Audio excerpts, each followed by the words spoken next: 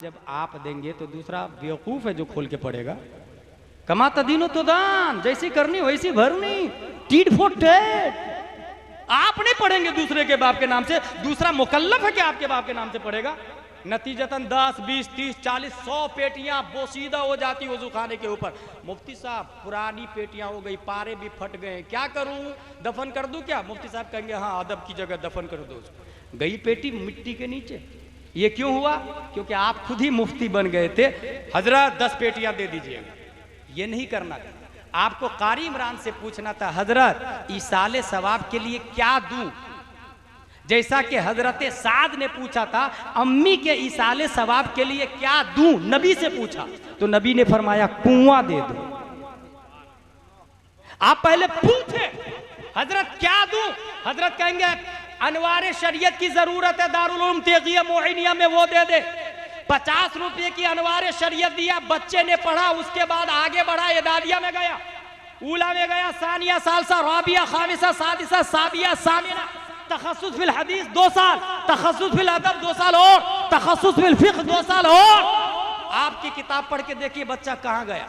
अब वो मुफ्ती बन चुका है, जब तक वो मुफ्ती जिंदा रहेगा वो 50 रुपए की अनवार शरीयत का सवाब वालिद साहब को पहुंचता रहेगा, वालिद साहब को पहुंचता रहेगा। इसलिए देने से पहले पूछें अल्लामा इमरान क्या दूं।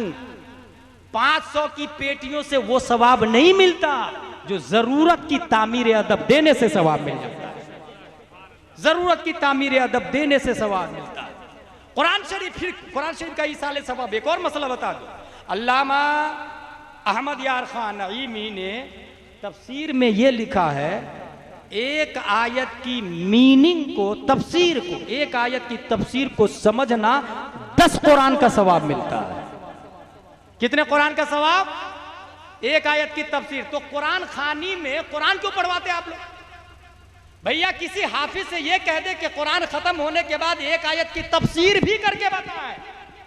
कंजुल ईमान से तफसीर, खजाइनुल इरफान से तफसीर करे, वो तफसीर आप सुने, समझे, समझ में आ गया तो हैंड टू हैंड 10 कुरान का सवाब आपके पास आ गया।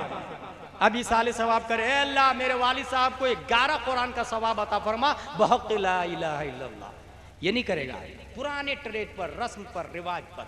मुसअब बिन उमैर की तिलावत की हलावत की तरावत ने कुफ्र की बिल्डिंग को ज़ेरो ज़बर किया, नेज़ा को उखाड़ा, सीधे मदीने के डॉन हजरत साद बिन मुआज के पास। हजरत वो मुझसे नहीं सुनते, आप ही जाके रोक दीजिए।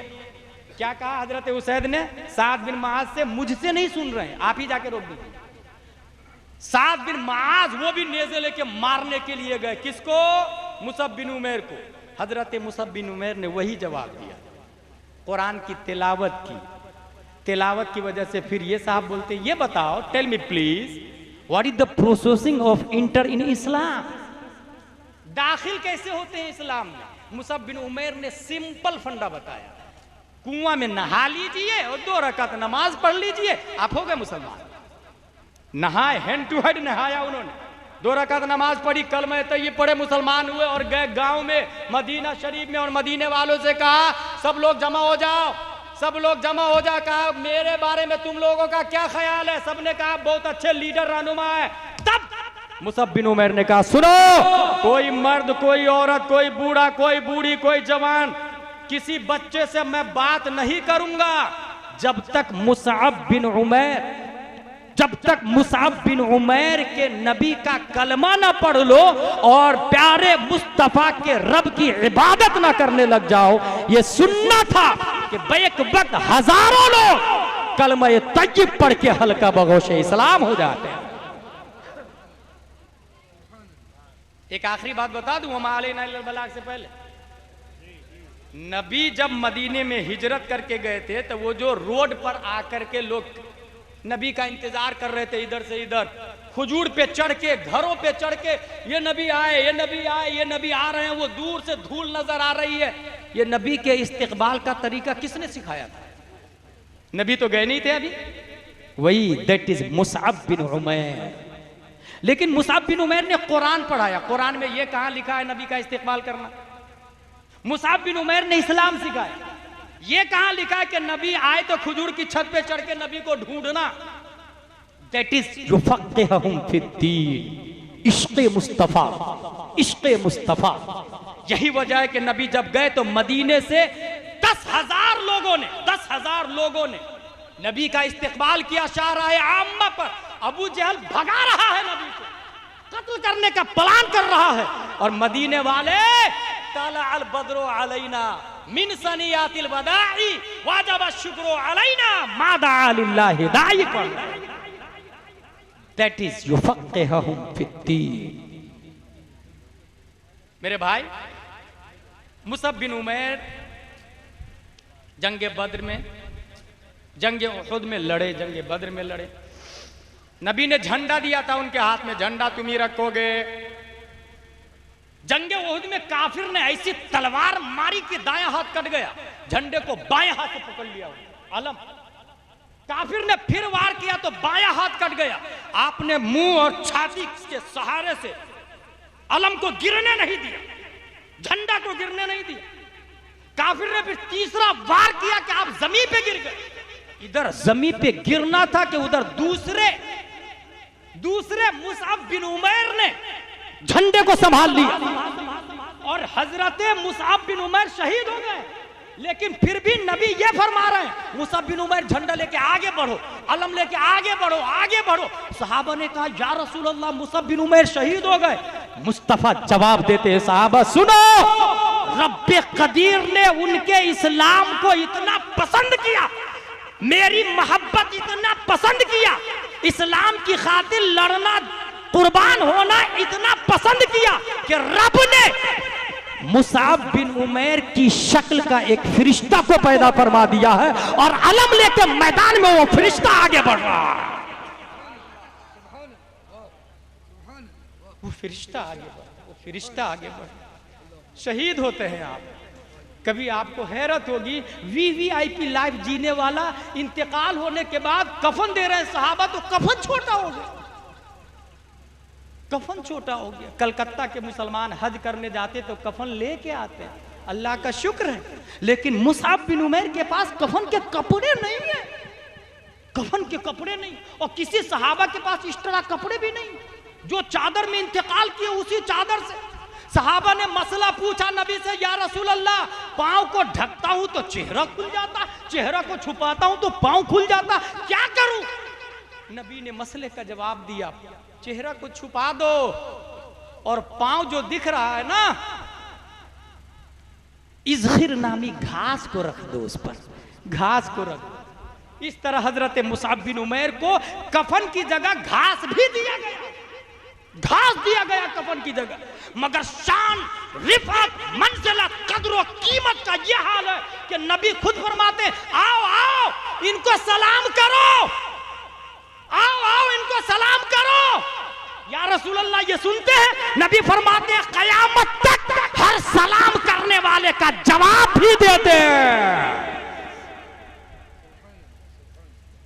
आलमी तारीख की अहम शख्सियत, अपनी जान दे दी, वीआईपी लाइफ को दे दिया, मगर कुरान को कलकत्ता तक पहुंचाया हो, हदीस को कलकत्ता तक पहुंचाया हो। एक मिसाल हुई, एक दूसरी मिसाल देता हूं मैं आप लोग को, और ये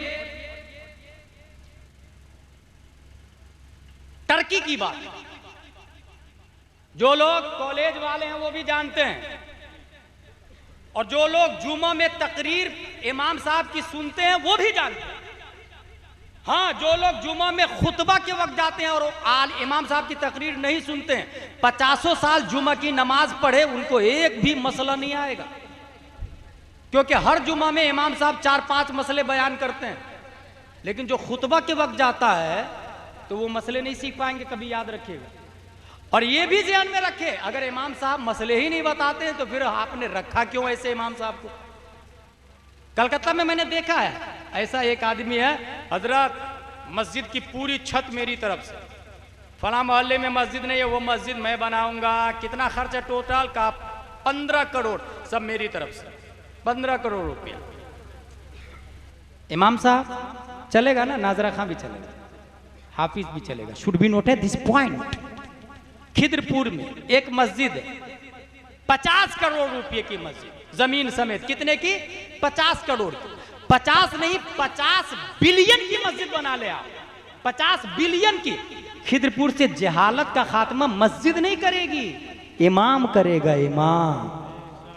क्योंकि अल मस्जिदो साकितुन वल इमामो नातिकुन। इनकलाब मस्जिद नबवी से नहीं, इमामुल अंबिया से आया। 50 करोड़ की मस्जिद बनाने वाला, क्या वो मस्जिद वुजू के फराइज सिखा सकती है मुझको? गुस्ल के फराइज सिखा सकती है? सुन्नी देवबंदी में क्या फर्क है वो मस्जिद बताएगी? इमाम बताएगा, इमाम। इसलिए मस्जिद के बाजू में फैमिली क्वार्टर भी, और इमाम साहब आलिम, 20,000 से नीचे तनख्वाह नहीं होगी। मुफ्ती 40,000 तनख्वाह होगी। दीन के एसपी कलेक्टर यही है, दीन के एसपी कलेक्टर यही है। और मैं शान से पूरी दुनिया में ये बातें फैला रहा हूं कि जो कलकत्ता का कलेक्टर है उनसे जाके पूछे कि तुमने जो नर्सरी